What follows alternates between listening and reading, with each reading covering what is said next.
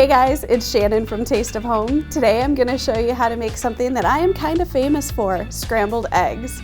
Now, I don't mean to brag, but everyone at work calls these Shannon eggs because they're just that awesome. Here we go. First things first, I'm gonna crack about a dozen eggs into my blender because I'm feeding a crowd. Now, I know what you're thinking. A blender, I have to break that out?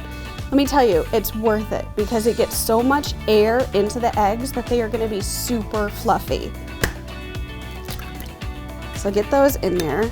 I do not add any water or milk to my eggs. I find that you just have to cook them longer then to get rid of all of the liquid, and it can make the proteins a little tough.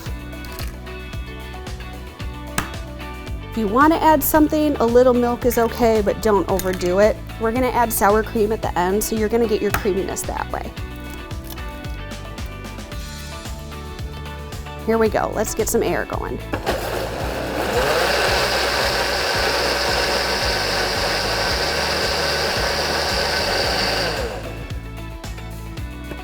Hurg! Come on, blender. Oh, for real. There we go. Helps if you turn it the right way. I've got my pan over medium heat. When you hold your hand about 6 inches over it, you want to be able to feel the heat. That way you know it's ready. Couple of pats of butter. Give them a swirl, wait for those to melt and bubble a little. Now you can customize these any way you want. I'm gonna keep them kind of simple today and just do some cheese, but you can add onions or peppers or ham or bacon or anything you want. See all that foam? That is just gonna make super fluffy eggs. Keep it moving. You don't want them to brown this early into the cooking process. That's when I add my cheese. This way, it melts into the eggs as it's cooking. If you add it at the end, you have to wait for it to melt and you can overcook the eggs. Salt and pepper is key. If you like garlic, go ahead and add it.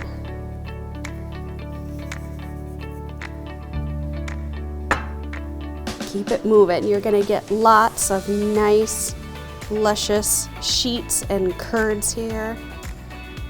You can see all that airy foam. That's why it's worth breaking out the blender. Now, if you really just don't want to or you don't have one, you can use an immersion blender and get the same effect, or you can just use a whisk or a fork if you'd rather.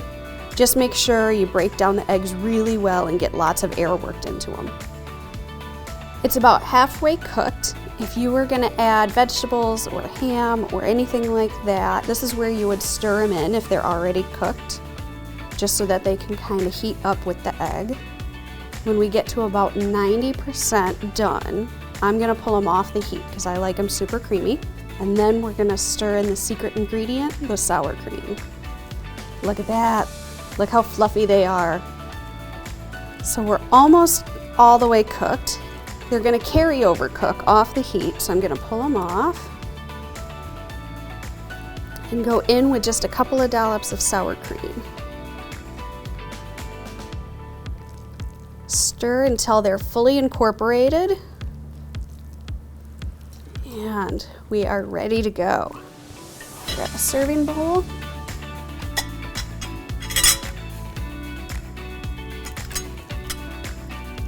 Look at how creamy and delicious those are.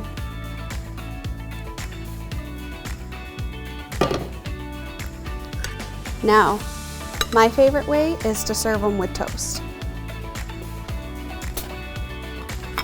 Grab my toast, and I go right on top.